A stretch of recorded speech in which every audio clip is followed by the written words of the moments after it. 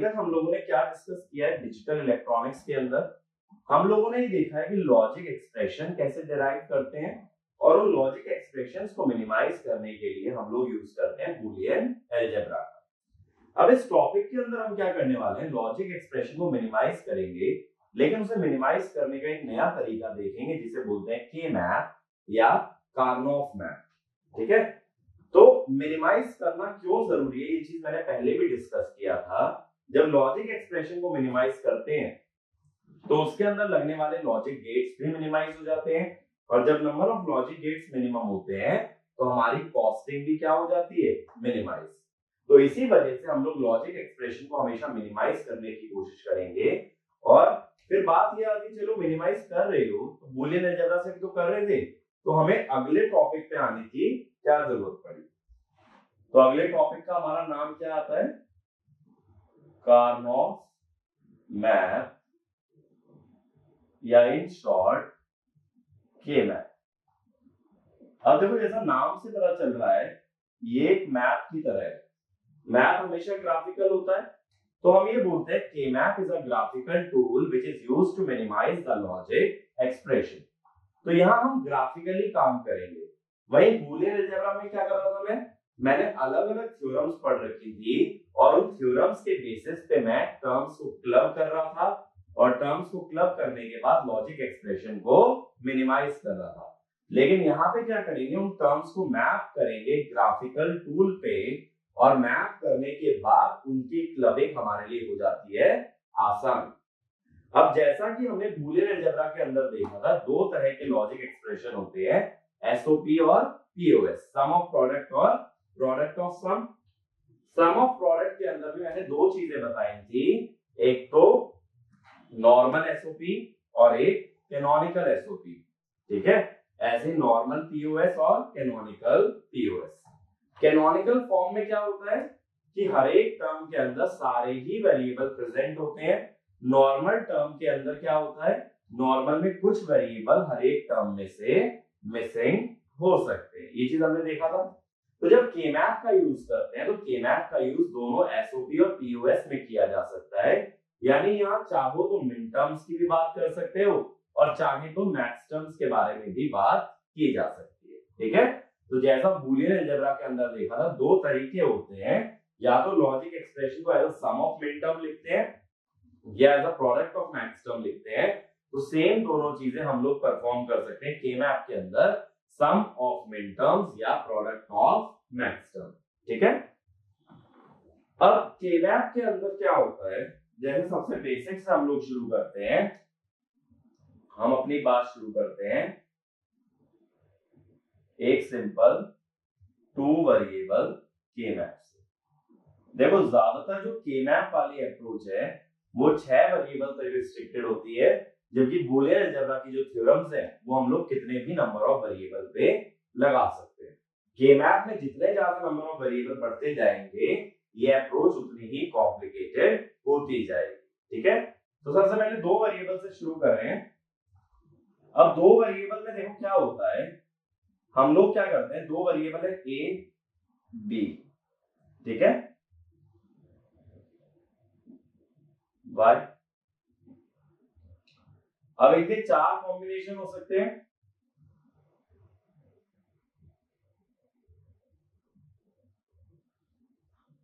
ये 4 कॉम्बिनेशन को हम लोग मिन टर्म और मैक्स टर्म का भी नाम देते हैं, M0, M1, M2, M3, या मैक्स टर्म में भी लिख सकते हो M0, M1, M2, M3। अब मैंने बताया जब मिन टर्म लिखते हो तो ऑब्जेक्टिव क्या होता है कि प्रोडक्ट लेना, प्रोडक्ट ऐसे लेना है कि 1 आना चाहिए। तो M0 क्या होता है, इन दोनों के प्रोडक्ट से 1 बनाना है, तो क्या लोगे, A bar B bar. M1 फिर मैंने डायरेक्ट तरीका बताया था, 0 वाले का कॉम्प्लीमेंट और 1 वाला एज इट इज, तो कॉम्प्लीमेंट A का लोगे A बार B। M2 0 वाले का कॉम्प्लीमेंट माने A B बार। M3 दोनों एज इट इज ले लोगे A B। अब ऐसे मैक्स टर्म में मैंने क्या बताया था, सम ऐसा लिखना है कि सम जीरो आए। सम जीरो लाने के लिए वन वाले का कॉम्प्लीमेंट लेना था, तो यहाँ दोनों जीरो है, तो as it is a plus B. फिर वन वाले का कॉम्प्लीमेंट लोगे तो a प्लस बी बार, फिर 2 में a बार प्लस b, और 3 में a बार प्लस b बार। और मैंने ये भी बताया था ये जो मैक्सिमम होती है ये सिंपली मिन टर्म्स का कॉम्प्लीमेंट होती है। डी मॉर्गन लॉ से अगर देखो तो ये दूसरे के कॉम्प्लीमेंट है। अब बात है के मैप में हमें क्या करना है। जैसा मुझे पता चला दो वेरिएबल में चार पॉसिबल कॉम्बिनेशन आ सकते हैं, तो के मैप के अंदर चार सेल बनते हैं। तो इसके अंदर पहला पॉइंट लिखो, each cell in a K-map, each cell in a K-map represents a या an input combination, represents an input combination and hence a minterm or a maxterm, and hence a minterm or a maxterm। तो क्या होता है, के-मैप के अंदर छोटे छोटे squares होते हैं जिन्हें सेल बोला जाता है, और हर सेल एक इनपुट कॉम्बिनेशन को शो करता है, जिसका मतलब या तो एक मिन टर्म को या एक मैक्स टर्म को। तो कितने स्क्वायर्स बनाने हैं भाई, चार कॉम्बिनेशन है ना। तो हम ये बोलते हैं इन n वेरिएबल के मैप कितने सेल्स होंगे, 2 की पावर n सेल्स, ठीक है, क्योंकि n वेरिएबल के कितने कॉम्बिनेशन हो सकते हैं, 2 की पावर n। तो अब की बार हमें चार सेल बनाने हैं। तो देखो मैं कैसे बनाता हूं, एक बड़ा स्क्वायर बनाया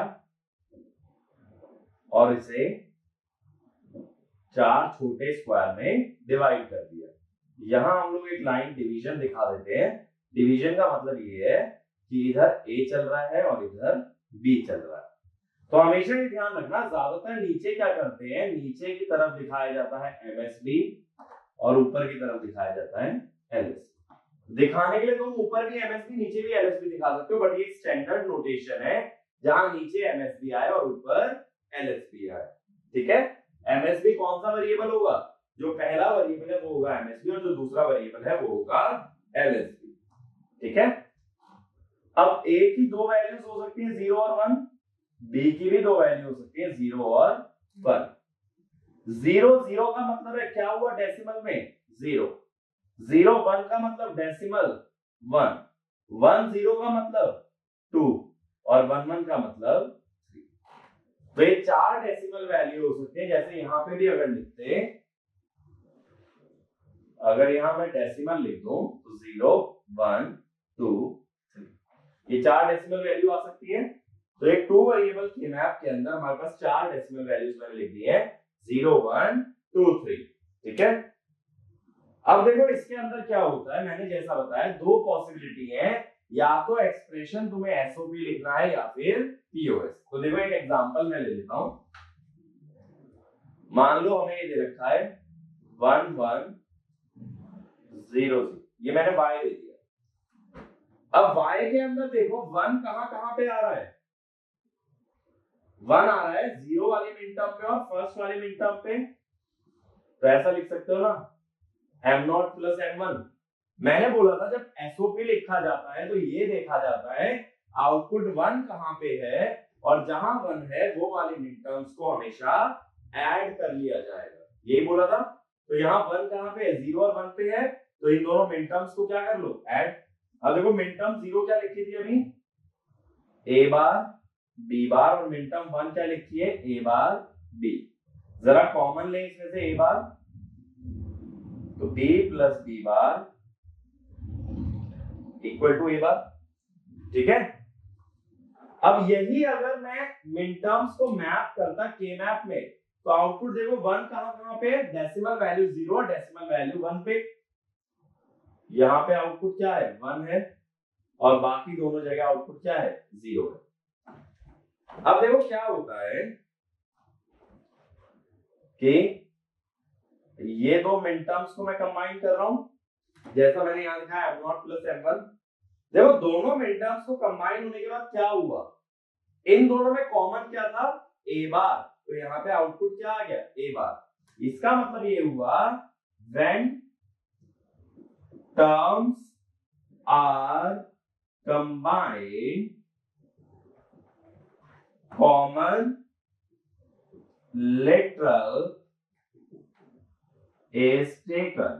ठीक है, लिटरल मैंने बताया था हर वेरिएबल कॉम्प्लीमेंटेड और अनकॉम्प्लीमेंटेड फॉर्म में एक लिटरल की तरह काउंट किया जाता है।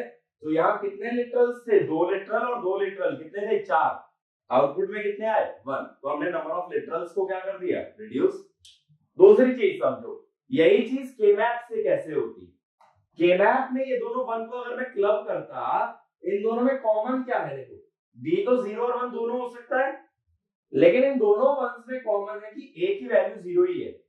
इन दोनों वंस में अगर कॉमन टर्म देखो तो दोनों के लिए a क्या है, 0। और मैंने मिन टर्म में ऑब्जेक्टिव बताया था, मिन टर्म का ऑब्जेक्टिव होता है 0 को क्या करना है, 1। तो मैंने कॉमन देखा a 0 है, बट मिन टर्म के हिसाब से 0 को क्या करना पड़ता, 1। तो इसलिए मैंने क्या लिख दिया, a बार। ठीक है, ये बात समझ आ गई। दोबारा समझो, दो वंस हैं जिन्हें जोड़ रहा हूं, इसमें b की वैल्यू चेंज हो रही है, लेकिन कॉमन था a की वैल्यू 0। लेकिन मिन टर्म में 0 को हमेशा 1 करते हैं, इसीलिए क्या आ गया, a बार। तो केमैप से सारी कैलकुलेशन बच जाती, डायरेक्ट मैं लिख सकता था a बार। ये तो बात हुई एसओपी की, ये सारी किसकी बात हुई, एसओपी।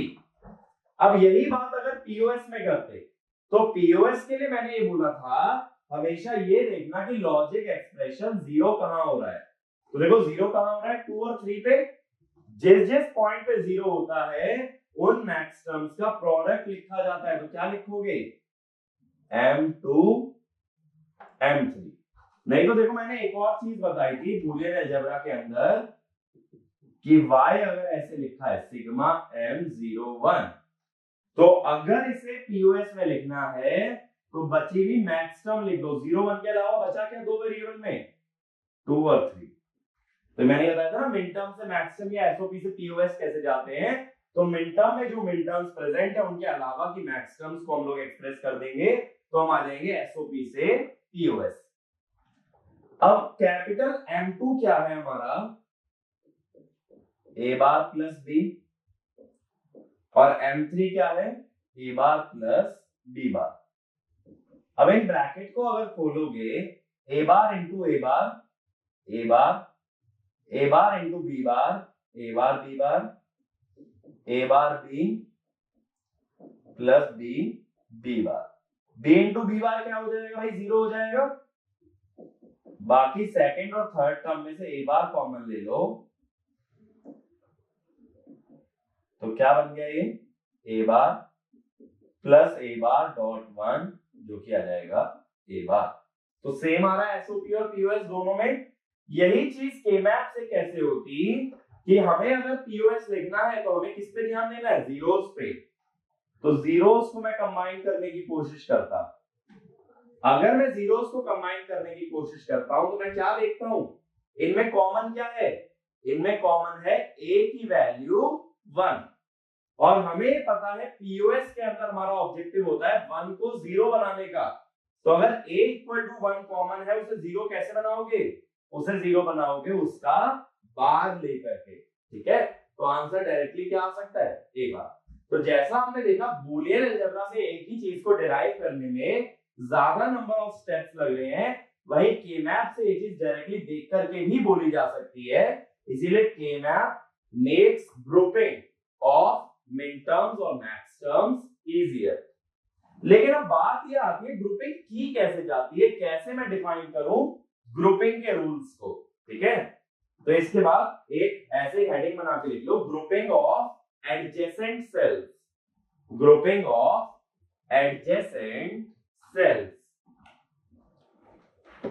ठीक है, अब क्वेश्चन ये बनता है माइंड के अंदर सबसे पहले, ये एडजेसेंट सेल क्या चीज होती है। हमने बोला आजू बाजू वाले सेल्स को कंबाइन किया जा सकता है। अब ये आजू बाजू वाले सेल कौन से हैं? ठीक है, तो इसमें देखो two cells are said to B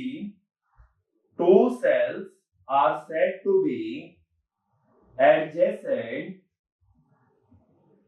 Two cells are said to be adjacent if they lie at unit distance,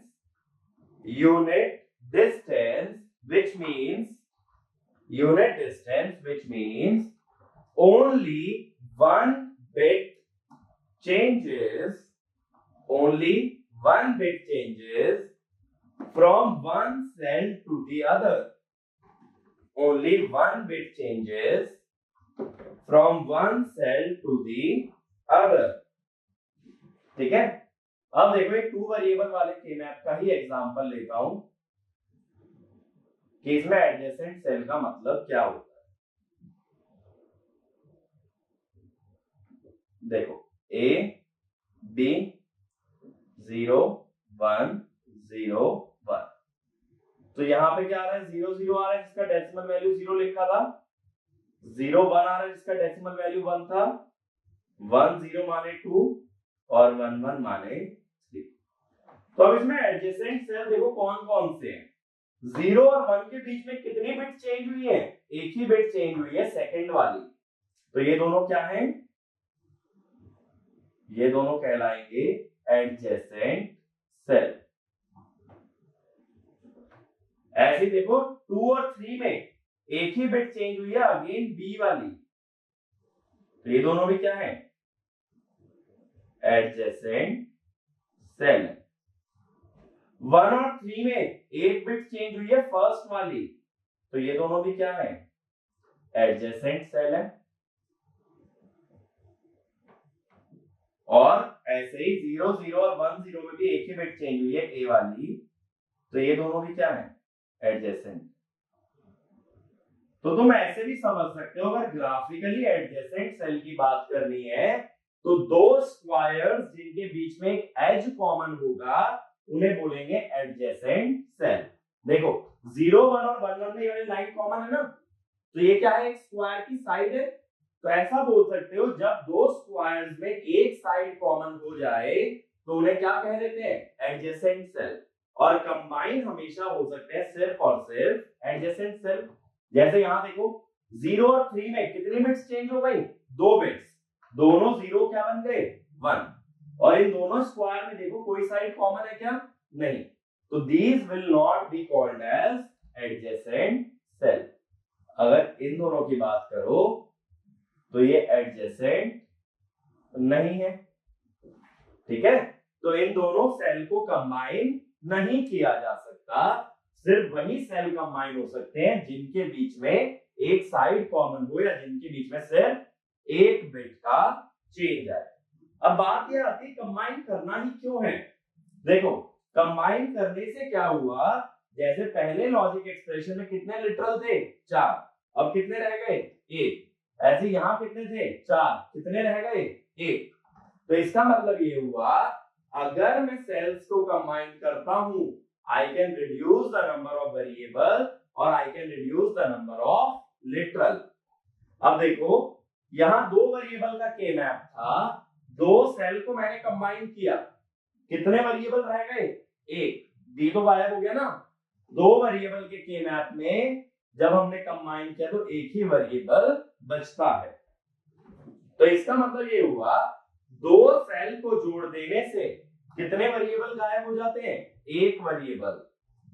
अब ऐसे ही सोचो, अगर एक के मैप ऐसा हो, ये मैंने डेसिमल वैल्यू लिख दी मिन टर्म मैक्स टर्म की। अगर एक फंक्शन ऐसा होता जहां चारों पे 1 होता, तो चारों पे अगर 1 होता तो तुम क्या कहते भाई? फंक्शन इज इक्वल टू चारों मिन टर्म्स इसमें ऐड हो रही है। हमने मिन टर्म की प्रॉपर्टी में एक खास बात देखी थी, सारी मिन टर्म्स का सम हमेशा क्या आता है? 1।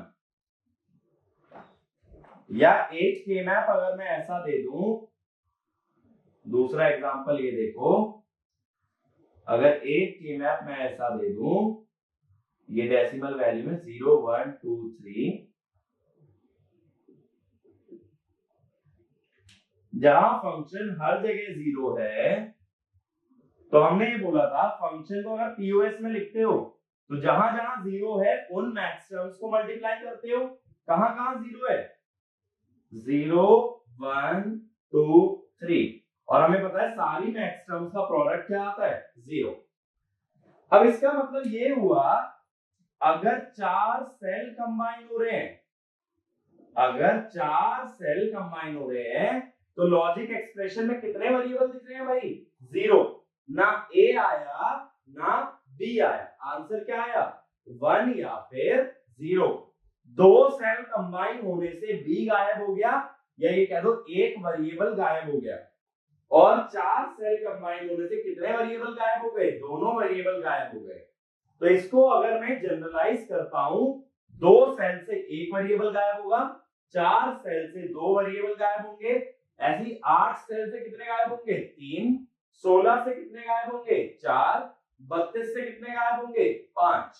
कहने का मतलब जब 2 की पावर n बॉक्सेस को कंबाइन किया जाए या ग्रुप किया जाए तो कितने वेरिएबल्स को एलिमिनेट कर सकते हैं? n वेरिएबल्स को। तो ये स्टेटमेंट लिखो, when 2 to the power n adjacent cells are grouped, when 2 to the power n adjacent cells are grouped, then n variables are eliminated, then n variables are eliminated। ठीक है, तो इससे हमें मालूम चलता है कितने वेरिएबल्स हम कम कर सकते हैं depending upon grouping. Next point, a group of 2 adjacent sales, a group of 2 adjacent cells is called as a pair, a group of 2 adjacent cells is called as a pair। Next point, group of 4 adjacent cells is called as quad, group of 4 adjacent cells is called as quad, QUAD। Next, group of 8 adjacent cells, group of 8 adjacent cells is called as octet, group of 8 adjacent cells is called as octet। ठीक है, तो इनको नाम भी दिया गया है। जैसे यहाँ तो 4 ही सेल है ना, तो 8 वाला भी दिमाग चकरा रहा होगा, 8 कैसे बोल रहा हूँ? सोचो 3 वेरिएबल होते, कितने कॉम्बिनेशन होते? 8, तो वहां स्क्वायर भी कितने बनते? 8। ठीक है, 4 वेरिएबल होंगे, कितने कॉम्बिनेशन होंगे? 16, तो उसके के मैप में कितने सेल्स होंगे? 16। तो इसीलिए हम लोग 8 सेल्स के कॉम्बिनेशन तक नाम देते हैं ऑक्टेट। तो पेयर, क्वाड, ऑक्टेट। अब अच्छा, इसके बाद एक चीज और समझो, मैं ये चाहता हूं लॉजिक एक्सप्रेशन मिनिमाइज होना चाहिए। सही बात है, मिनिमाइज होने का मतलब जितना छोटा हो सके उतना छोटा लॉजिक एक्सप्रेशन मुझे मिलना चाहिए। छोटे का मतलब है उसके अंदर कम नंबर ऑफ वेरिएबल आने चाहिए, कम से कम वेरिएबल रहे। अब इसका मतलब है हम क्या चाहेंगे, ज्यादा से ज्यादा वेरिएबल एलिमिनेट हो जाए। तो हम ये चाहते हैं ज्यादा से ज्यादा वेरिएबल एलिमिनेट हो जाए, और अभी मैंने बताया 2 की पावर n सेल्स को जोड़ करके कितने वेरिएबल एलिमिनेट होते हैं? n। तो यानी 8 सेल को अगर जोड़ूंगा यानी ऑक्टेट बनाऊंगा तो कितने एलिमिनेट होंगे? 3। ऐसे क्वाड बनाऊंगा तो कितने होंगे? 2, और पेयर बनाऊंगा तो कितने होंगे? 1। अगर ज्यादा वेरिएबल एलिमिनेट करने हैं मतलब ऑक्टेट बनाने की प्रायोरिटी क्वाड से ज्यादा है, और क्वाड बनाने की प्रायोरिटी पेयर से ज्यादा है। इसलिए जब कभी के मैप सॉल्व करते हो तो इस बात पे खासा ध्यान दोगे कि ज्यादा से ज्यादा सेल्स को कंबाइन करने की कोशिश करो, नहीं हो पाता तो उससे छोटी ग्रुपिंग पे जाओ। तो जैसे पहले 16 कंबाइन करने की कोशिश करो, 16 नहीं मिलते तो 8 का ट्राई करो, 8 नहीं मिलते तो 4 का ट्राई करो, और 4 भी नहीं मिलते तो 2 का ट्राई करो। बट हमेशा शुरू किससे करोगे? मैक्सिमम नंबर ऑफ सेल्स से, और उसके बाद देखोगे कितने सेल्स को हम कंबाइन कर सकते हैं। जितना ज्यादा बड़ा कॉम्बिनेशन बनेगा उतने ही कम वेरिएबल आउटपुट के अंदर मिलते हैं। क्लियर है कि के मैप का यूज कैसे करना है? तो ये 2 वेरिएबल वाला क्लियर है। 2 वेरिएबल में 4 मिनटर्म्स हैं, एडजेसेंट सेल को कंबाइन कर सकते हो। एडजेसेंट सेल कौन से? जिनके बीच में एक साइड हमेशा कॉमन होती है। अब इसके बाद एक कॉन्सेप्ट और पढ़ते हैं, फिर हम लोग के मैप पे फुल फ्लेजेडली जा सकते हैं या ये देख सकते हैं कि इस पे बेस्ड क्वेश्चंस को कैसे टैकल किया जाता है। उससे पहले एक कॉन्सेप्ट लिखना, don't care condition. Don't care condition.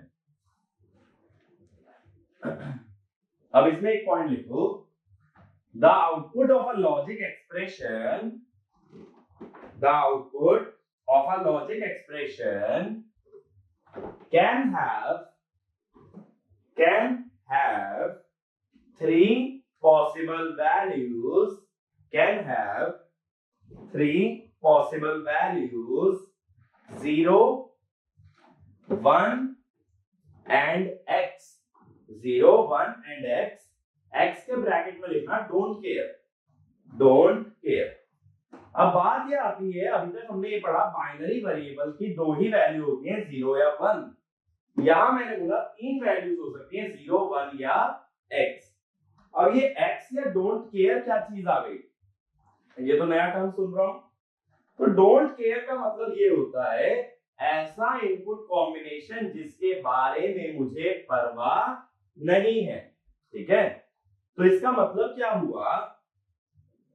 किसके बारे में परवाह नहीं है, इसका मतलब ये हुआ कि वो इनपुट कॉम्बिनेशन कभी आ ही नहीं सकता।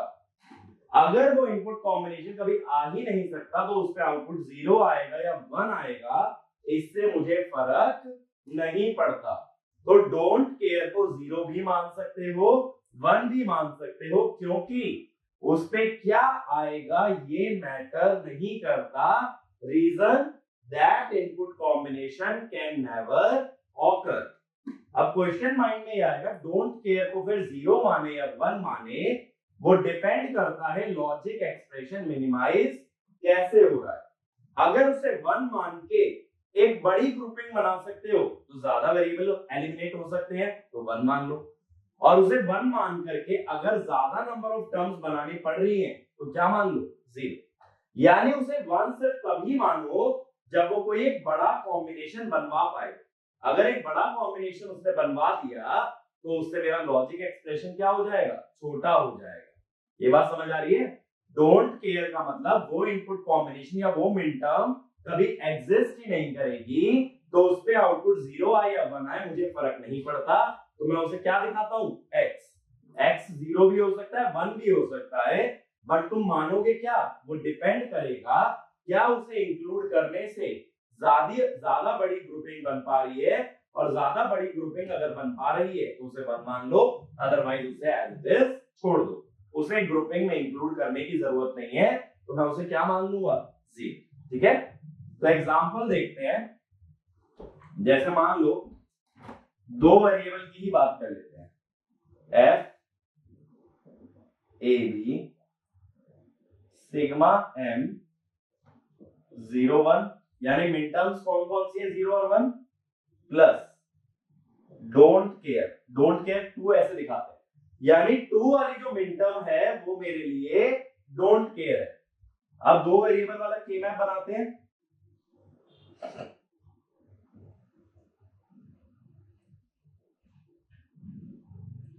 ठीक है, ये हुआ a, ये हुआ b, 0 1 0 1 0 1 2 3।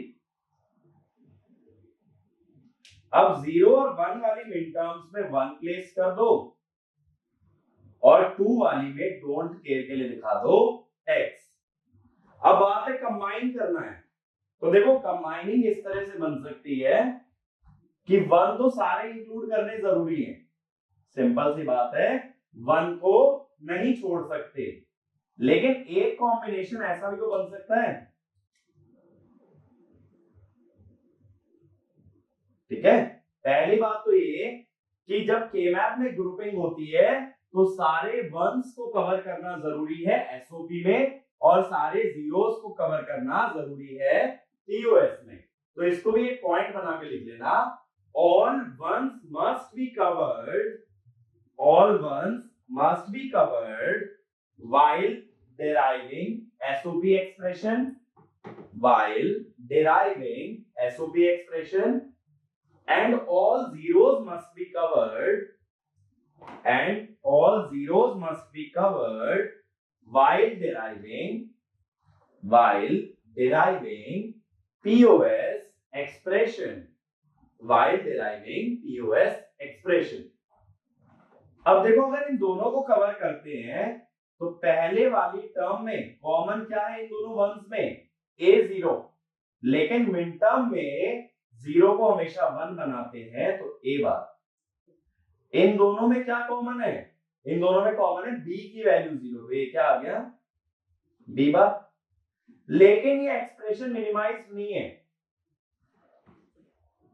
मिनिमाइज क्या होता, मिनिमाइज होता A बार, यानी इसको इंक्लूड मत करो। जब हमारे सारे वंस कवर हो गए तो डोंट केयर को इंक्लूड करने की जरूरत नहीं है। मैंने क्या बोला, डोंट केयर को सिर्फ तब कंसीडर करना जब ये कोई बड़ा ग्रुप बनाने में मदद करे। अभी डोंट केयर को कंसीडर करके एक टर्म एडिशनल आ रही है और इसे अगर 0 मान लो तो आंसर क्या आ जाता A बार। तो इसका मतलब मिनिमाइज किसमें होगा, when don't care is assumed to be 0। तो अगर पेयर बन रहा है तो पेयर तो बन गया। अब डोंट केयर को कंसीडर तब करता जब ये इससे बड़ा पेयर बनवा पाती। देखो इसका मतलब कैसे, यही क्वेश्चन अगर ऐसे होता, डोंट केयर हो जाती सपोज 2 और 3 दोनों, तब क्या होता, अगर दोनों ही डोंट केयर होते तो 0 1 2 3, ठीक है। अब 0 और 1 पे तो क्या प्लेस करोगे, 1, 2 और 3 पे क्या आएगा, डोंट केयर। अब देखो डोंट केयर को कंसीडर करके यहां पे पेयर से बड़ा क्या बना सकता हूं, क्वाड बना सकता हूं ना। तो ज्यादा प्रायोरिटी किसे दोगे, पेयर को या क्वाड को?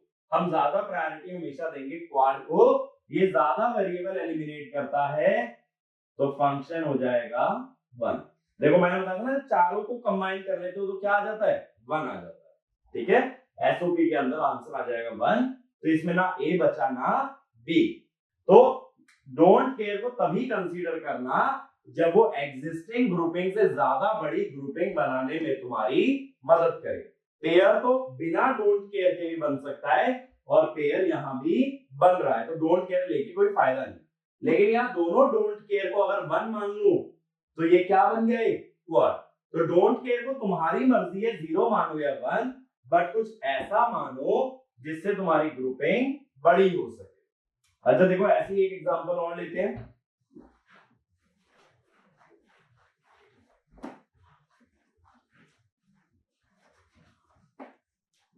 देखो जैसे M03 प्लस डोंट केयर 2 आ गए सपोज। अब इसका मतलब देखो क्या है, अगर इसको के मैप में दिखाओगे, अगर इसको के मैप में दिखाते हो तो देखो A B 0 1 0 1 0 1 2 3। तो 1 कहां प्लेस करोगे, 0 और 3 पे, और डोंट केयर 2। अब देखो ये दोनों 1 कंबाइन नहीं हो सकते। क्यों कंबाइन नहीं हो सकते, क्योंकि 0 और 3 वाला सेल एडजेसेंट नहीं है, तो डायगोनली कभी भी ग्रुपिंग नहीं कर सकते। ग्रुपिंग करने के लिए दो स्क्वायर्स में एक ना एक साइड का कॉमन होना बहुत जरूरी है। इसका मतलब है यहां दोनों मिड टर्म तो कंबाइन नहीं हो पाती, तो अगर डोंट केयर को छोड़ दोगे तो क्या लिखोगे, M0 प्लस M3। M0 होती है A बार B बार और M3 होती है A, यानी ये क्या बन गया, ए एक्स नॉट बी, यही बन गया ना। तो m0 प्लस m3, तो मैंने कैसे हिसाब लगाया, देखो 0 में 0 0 तो दोनों का बार ले लिया, 3 में 1 1 तो दोनों एज इट इज आ गए। लेकिन अब अगर डोंट केयर को भी 1 मान लो तो ये काम भी तो हो सकता है। अब तो दो पेयर बन गए, दो पेयर बनने से पेयर कितने वेरिएबल को एलिमिनेट करता है, एक को। अब देखो क्या लिखोगे, f पहले वाला पेयर देखो, पहले वाले पेयर में कॉमन क्या है इन दोनों में, इन दोनों में कॉमन है b की वैल्यू 0, b की वैल्यू 0 माने b बार। नीचे वाले पेयर में कॉमन क्या है, a की वैल्यू 1, तो ये हो गया प्लस a। यहां कितने लिटरल आए, 4, यहां कितने आए, 2, तो यहां है 2 लिटरल्स और इधर है 4 लिटरल्स। तो मिनिमाइज कौन से वाला है, सेकंड वाला। तो यही मैं बोल रहा हूं, डोंट केयर का यूज तब करो जब वो तुम्हें उससे छोटा एक्सप्रेशन दिलवा पाए, जब उसे इग्नोर करने से जो एक्सप्रेशन आता है। अगर उसे इग्नोर करने से जो एक्सप्रेशन आ रहा है उससे छोटा एक्सप्रेशन निकाल सकते हो कंसीडर करके, तो उसे कंसीडर कर लेना 1, और अगर नहीं जरूरत है तो उसे क्या मान के चलोगे, 0। अपनी मर्जी से हर जगह डोंट केयर को 1 लेने की जरूरत नहीं। ये बात समझ आ गई। तो डोंट केयर क्या बताता है, एक ऐसा इनपुट का कॉम्बिनेशन जो कभी प्रैक्टिकली एग्जिस्ट नहीं करेगा, और अगर वो एग्जिस्ट नहीं करेगा तो मुझे उस पे क्या आउटपुट आता है इससे फर्क नहीं पड़ता। तो उस पे आउटपुट 0 आए या 1 आए, मेरे लिए क्या है, डोंट केयर। ये बात समझ आ गई, ठीक है। तो 2 वेरिएबल के मैप क्लियर है। 2 वेरिएबल का ऐसे देखो कभी क्वेश्चन में नहीं आएगा, क्योंकि 2 वेरिएबल का बूलियन बहुत आसान होता है। तो ये तो तुम बूलियन से भी सॉल्व कर सकते हो 2 वेरिएबल, तो इसके लिए के मैप बनाने की ऐसा जरूरत पड़ती नहीं है। तो ज्यादा क्रिटिकल होता है जब ज्यादा नंबर ऑफ इनपुट वेरिएबल होते हैं, तो ज्यादा नंबर ऑफ इनपुट वेरिएबल्स में के मैप थोड़ा सा हेल्पफुल हो जाता है। 3 या 4 वेरिएबल है, उसे देख के सॉल्व करना थोड़ा मुश्किल हो जाएगा, तो उसे के मैप से सॉल्व करना आसान है एज कंपेयर टू बूलियन, ठीक है। तो इसीलिए अब हम आगे बढ़ रहे हैं। नेक्स्ट हम लोग देख रहे हैं 3 वेरिएबल के मैप, 3 वेरिएबल के मैप।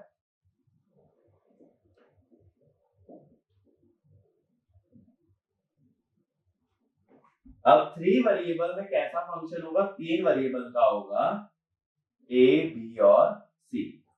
इसमें पहली बिट को हम बोल देते हैं MSB पहले वेरिएबल को, और दूसरे वेरिएबल को बोल देते हैं LSB। अब 3 वेरिएबल में या 3 बिट्स में कितने कॉम्बिनेशन बनेंगे, 8 मिन टर्म या 8 मैक्स टर्म्स, यही 2 पॉसिबिलिटी बनती है।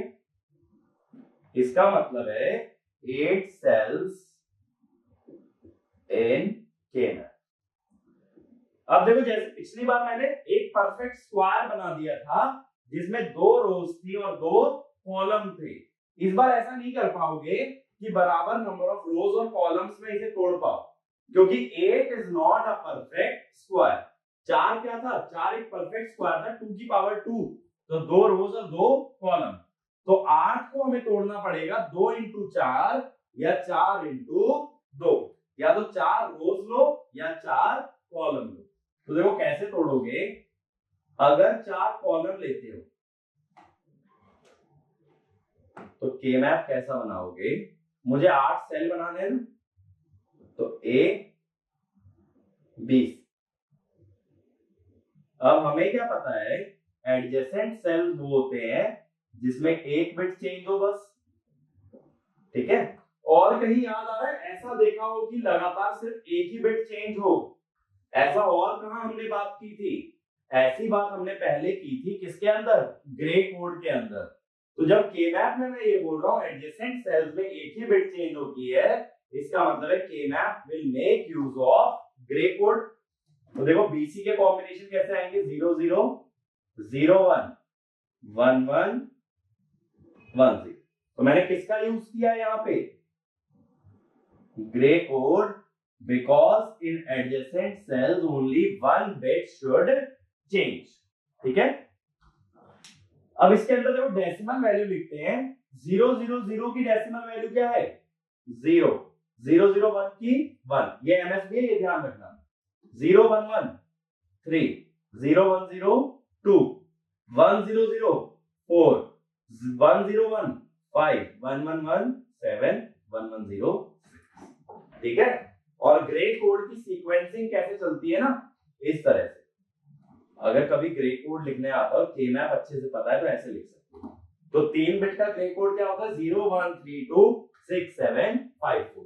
तो मैंने ग्रे कोड ऐसे ही याद कर रखा है, 2 बिट या 3 बिट में कभी भी लिखना है तो के मैप से मिल जाता है, क्योंकि के मैप किस पे बेस्ड है, ग्रे कोड पे।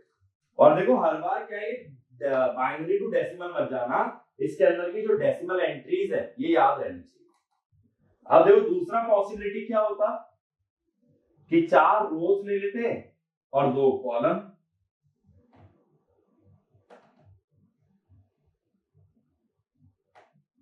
ऐसे ले लेते, तो यहां 4 रोज है तो 2 वेरिएबल है, ए बी और सी। ए बी में क्या यूज होगा, ग्रे कोड, और सी हो गया 0 या 1।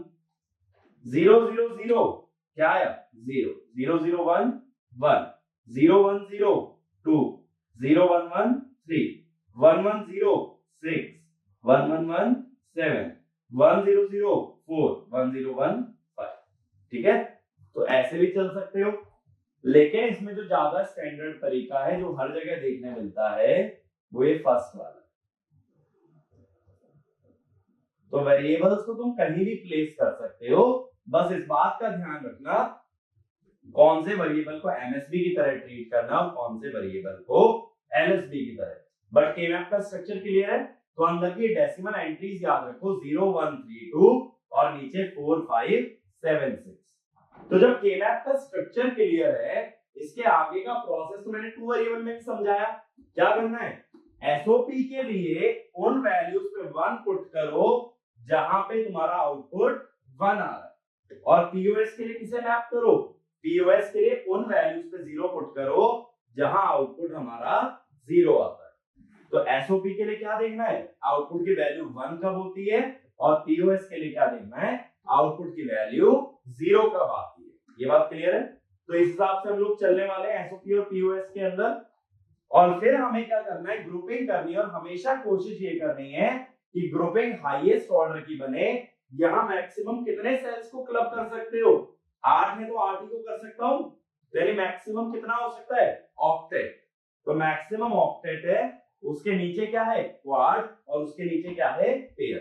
तो शुरुआत हमेशा कोशिश करोगे कि ऑक्टेट बना पाओ, या 8 सेल क्या हो पाए, जुड़ पाए।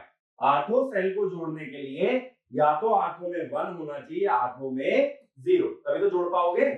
भाई मिन टर्म्स में कौन से सेल जोड़ोगे जिनमें 1 1 आ रहा है, मैं कह रहा हूं 8 को जोड़ना है तो 8 में क्या होना चाहिए, 1। मैक्स टर्म में कौन से जोड़ते हो, जिनमें 0 0 आ रहा है, मैं कह रहा हूं 8 को जोड़ना है तो 8 में क्या होना चाहिए, 0। तो अगर सभी सेल में 1 या 0 है तो यहाँ क्या बन सकता है, ऑक्टेट।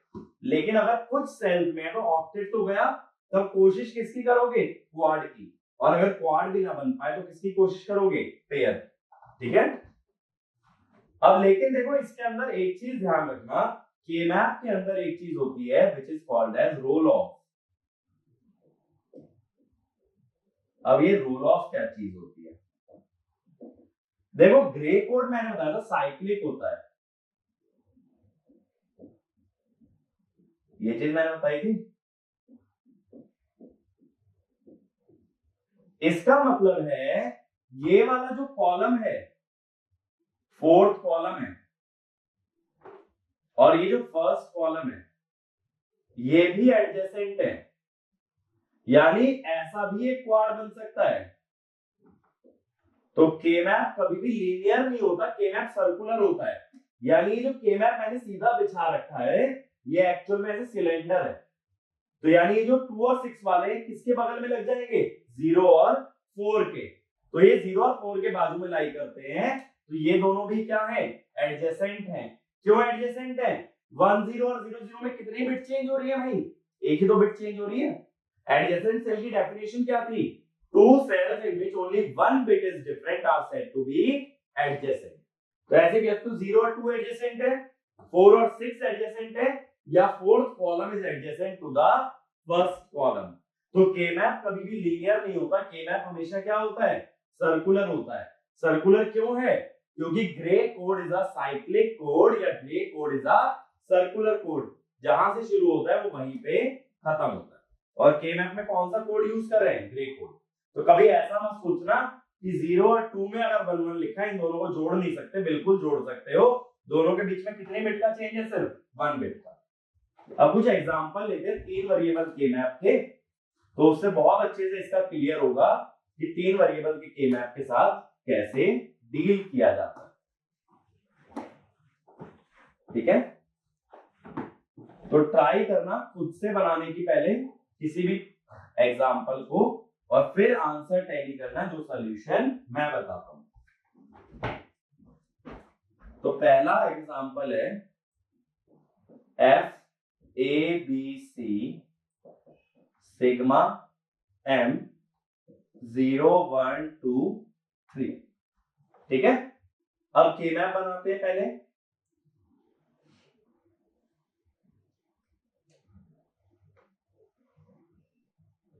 तीन वेरिएबल में कितने सेल दिखाऊंगा, 8 सेल, 0 1 2 3 4 5 7 6। ठीक है, ए बी, एमएसबी नीचे और बाकी की 2 बिट ऊपर। अब किस किस में 1 प्लेस करना है, 0 1 2 3। यहां दिखा दो 0 1 0 0 0 1। अब देखो ऑक्टेट तो बन नहीं सकता क्योंकि आठों में तो 1 नहीं है ना। और कौन सी फॉर्म में पूछ रहा हूं, एसओपी, क्योंकि सिग्मा में दिया है माने सम ऑफ प्रोडक्ट। तो जब 8 का कॉम्बिनेशन नहीं बन सकता तो किसका ट्राई करें, 4 का। क्या 4 कंबाइन हो सकते हैं, बिल्कुल हो सकते हैं। ये चारों एडजेसेंट सेल्स हैं, तो ये 4 कंबाइन हो सकते हैं। अब इन चारों में देखो, 4 जब कंबाइन करो तो कितने वेरिएबल एलिमिनेट हो जाएंगे, 2। 3 में से 2 हो गए तो बचेगा कितना, 1। नहीं तो ऐसा देखो, इन चारों में कॉमन क्या है, ये चारों एक ही रो में लाई कर रहे हैं, तो कॉमन क्या है, a, और a की वैल्यू क्या है यहाँ पे, 0। तो क्या आएगा, a बार। नहीं तो देखो बहुत बार क्या करते हैं ना, इस चीज को और आसान करने के लिए यहाँ ऐसे लिख लेते हैं, 0 माने a बार, 1 माने a, 0 0 माने b बार c बार, b बार c, b c, b c बार, ऐसा भी लिख सकते हो। ऐसा लिखने से क्या होगा, डायरेक्टली तुम्हें ये पता चल जाएगा कौन सा वेरिएबल कॉमन है। अगर कॉमन वेरिएबल दिख ही गया तो डायरेक्टली उसको लिख लो। तो जो 0 और 1 है इसके बेसिस पे मिन टर्म लिख ली जाती है, और मिन टर्म से हमें मालूम चल जाता है कौन सा वेरिएबल कॉमन है। ठीक है, अगला एग्जांपल है F A B C sigma M 1 3 6 7। ठीक है, तो एक बार ट्राई करो और फिर इसका सॉल्यूशन देखना। तो अगर मैं सॉल्व करता हूं तो मैं 8 सेल बनाऊंगा, ये हुआ A, ये हुआ B, 0 1 3 2 4 5 7 6। अब हमें 1 कहां प्लेस करना है, 1 3 7 6। अब देखो पहले ऑक्टेट बनाने की कोशिश करो, आठों कंबाइन हो सकते हैं क्या, आठों कंबाइन नहीं हो सकते क्योंकि आठों में 1 है ही नहीं। फिर क्वाड देखो, क्या 4 कभी एक साथ आ रहे हैं, स्क्वायर बन पा रहा है, नहीं। तो क्या बनाना पड़ेगा मजबूरन, पेयर। तो देखो ये दो का एक पेयर हो गया, पहले यहां प्लेस कर लो, 0 1 0 0 0 1 1 1 1 0। और फिर वेरिएबल भी लिख देता हूं, a bar a, b bar c bar, b bar c, b c, b c बार। अब ये वाला एक पेयर बन गया, एक पेयर ये वाला बन गया, और चाहो तो एक पेयर ये भी बन सकता है। लेकिन जब सारे 1 कवर हो गए तो एक और पेयर बनाने की जरूरत नहीं है, क्योंकि हर पेयर हमें एक प्रोडक्ट टर्म देकर के जाएगा। तो एक एक्स्ट्रा पेयर लेने से मेरी टर्म्स बढ़ ही रही हैं, कम नहीं हो रही।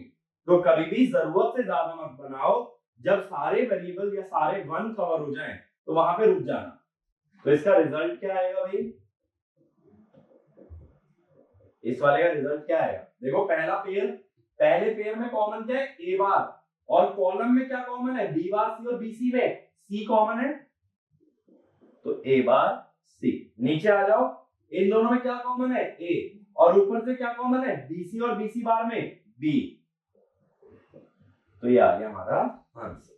ठीक है, तो अगर 0 1 के ऊपर वेरिएबल लिख लेते हो तो वेरिएबल लिख के और मेहनत बच जाती है, डायरेक्टली हम क्या देख सकते हैं कि कौन से लिटरल कॉमन आ रहे हैं। अब ऐसे ही अगला लेते हैं example, sigma m 1 3 5 6 7। Again video को पॉज करते हुए पहले एक बार ट्राई करो। अब मैं K-मैप बना रहा हूं,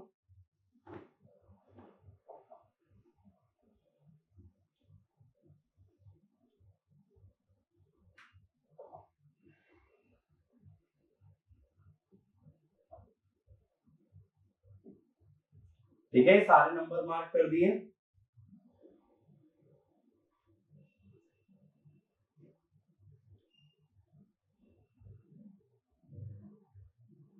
तो इसके पास मैं वेरिएबल भी लिख लेता हूं,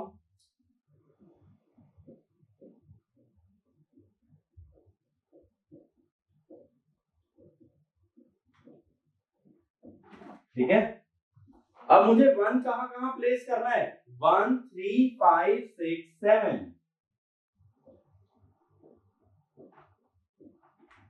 ठीक है। अब ऑक्टेट बन सकता है क्या, नहीं बन सकता, क्यों, आठों में 1 या आठों में 0 नहीं है।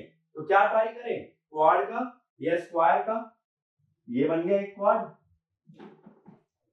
अब इसके अलावा कोई क्वाड बन सकता है क्या, नहीं, बट एक 1 अभी छूट गया, एक 1 को तो कवर नहीं किया ना, छठे वाले को, तो छठे वाले को कवर करने के लिए क्या बना लो, एक पेयर। अब देखो फंक्शन लिखता हूं, अब ये चारों 1 में कॉमन क्या है, देखो ए बार और ए तो कॉमन नहीं है, ऊपर से क्या कॉमन है, बी बार सी, और बीसी में से सी। नीचे वाले में देखो ए कॉमन है और ऊपर से बीसी और बीसी बार में से बी कॉमन है, तो सी प्लस ए। ठीक है, तो तुम्हें क्या देखना है, रोज में क्या कॉमन है और कॉलम्स में क्या कॉमन है, और उसके अकॉर्डिंग हम लोग पेयरिंग बना लें। अब एक काम करता हूं, हर क्वेश्चन के लिए ना एक बड़ा सा के मैप बना के रख लेता हूं, सभी क्वेश्चन उसी में ट्राई करने की, तो बार बार ये जो के मैप बनाने का टाइम है ये हम लोग अपना मिनिमाइज कर लेते हैं।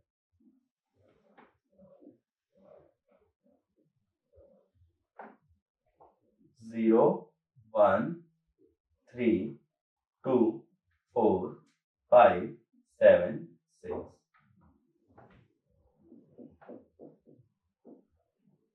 0 1 0 0 0 1 1 1 1 0।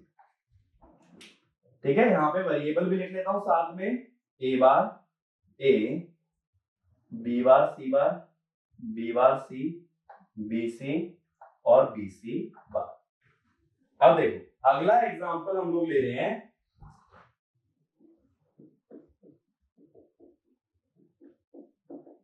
Sigma m 0 2 3 4 6। ठीक है, अब देखें जरा 1 कहां कहां प्लेस करना है, 0 3 2 4 और 6। अब देखो ऑक्टेट तो बन नहीं सकता, क्यों नहीं बन सकता, क्योंकि ना तो आठों में 1 है ना ही आठों में 0 है। क्या ट्राई करें, क्वाड।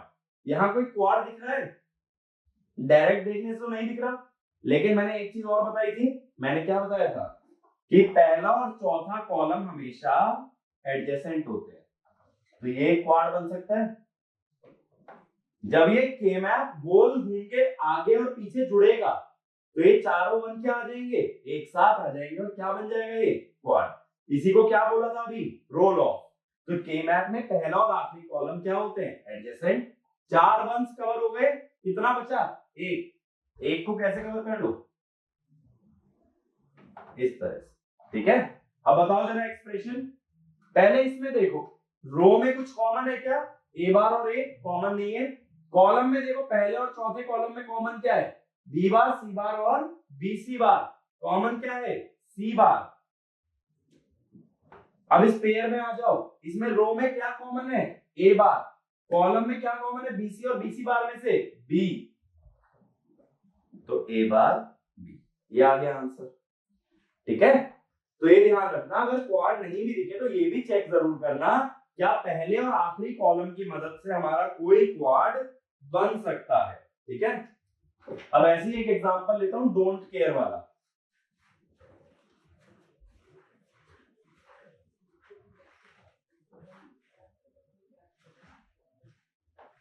ठीक है, तो अगला एग्जांपल मैं ले रहा हूं जिसके अंदर डोंट केयर गिवन हो।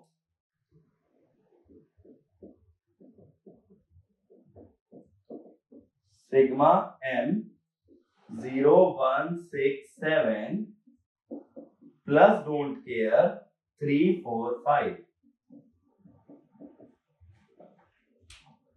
अब देखो इसको पहले के मैप में ट्राई करो प्लॉट करने का, एक बार वीडियो पॉज करके फिर सॉल्यूशन देखना।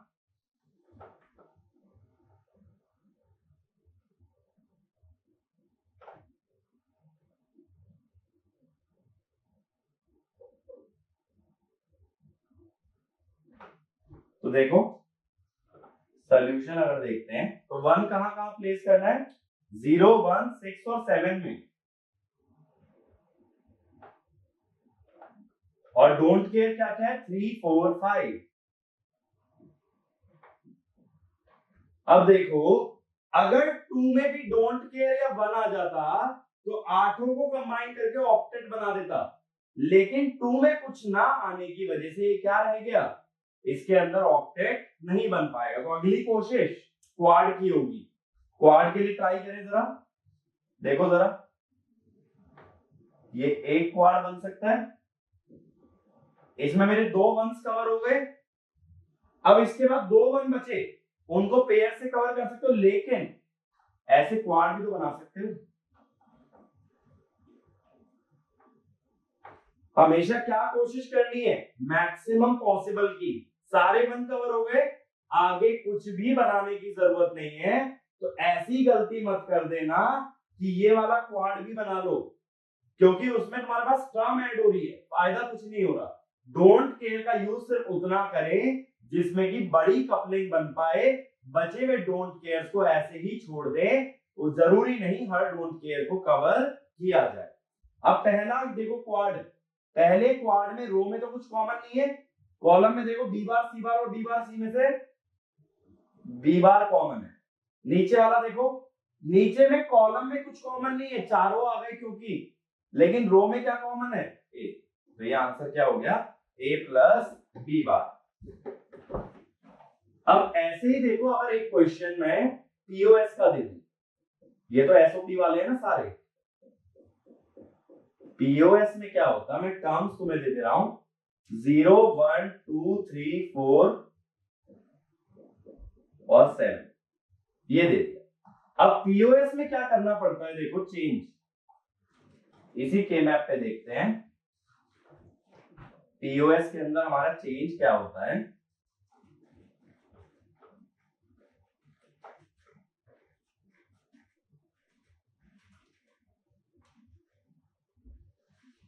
पीओएस के अंदर मैक्स टर्म्स की बात की जाती है।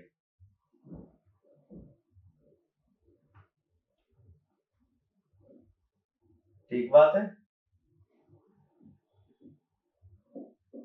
तो मैक्स टर्म 0 की क्या होती है? मैक्स टर्म में हमेशा कोशिश होती है 0 बनाने की। तो 0 है तो एज इट इज लिखो, 1 है तो क्या ले लो? कॉम्प्लीमेंट। 0 है तो एज इट इज लिखो, 1 है तो क्या ले लो? कॉम्प्लीमेंट। फिर दोनों 1 है तो दोनों का कॉम्प्लीमेंट, पहले वाला 1 है तो पहले वाले का कॉम्प्लीमेंट। ठीक है, तो ऊपर जो मैं पहले मिन टर्म लिख रहा था, मैंने ऊपर क्या लिख दिया? Max term. अब पीओएस में देखना होता है फंक्शन 0 कहां पे है? 0 कहां पे? 0 1 2 3 4 7,